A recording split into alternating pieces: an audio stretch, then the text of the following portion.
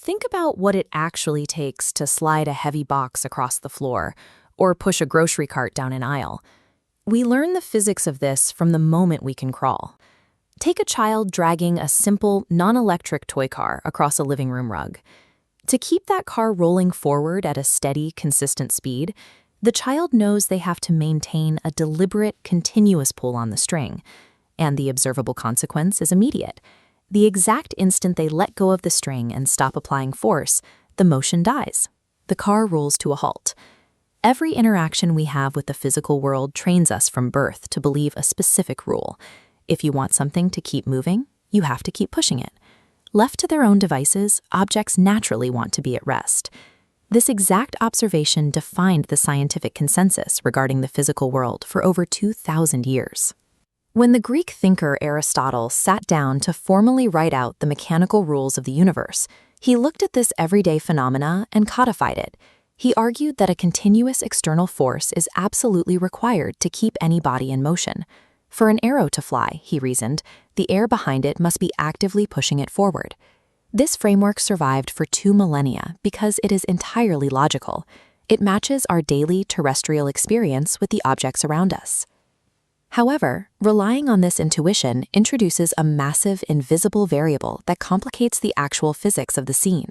By trusting our raw, unfiltered senses, we effectively hid the true mechanics of the universe from ourselves, focusing on what we could see while ignoring what we could feel. Let's look at that toy car again.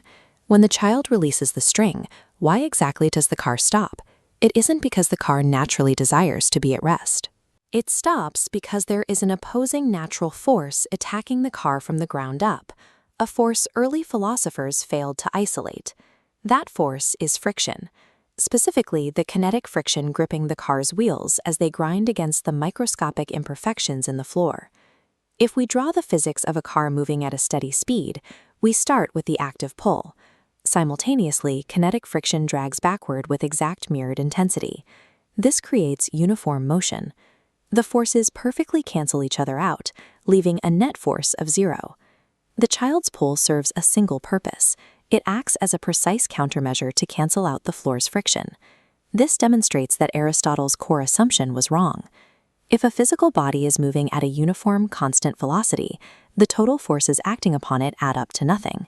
To uncover how motion actually works, 17th century scientists like Galileo had to mentally step outside our messy, friction-heavy world. Galileo relied on a thought experiment. He imagined a perfectly smooth horizontal plane where all natural resistance has been entirely deleted from the equation.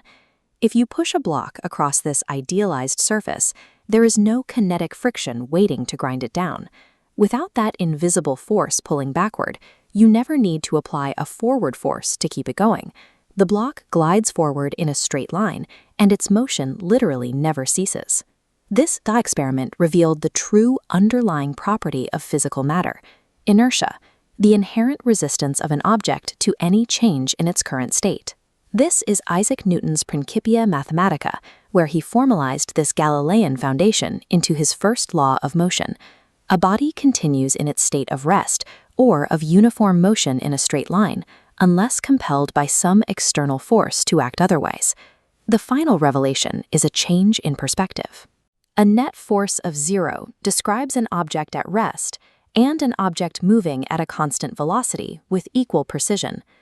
The universe doesn't naturally want objects to stop.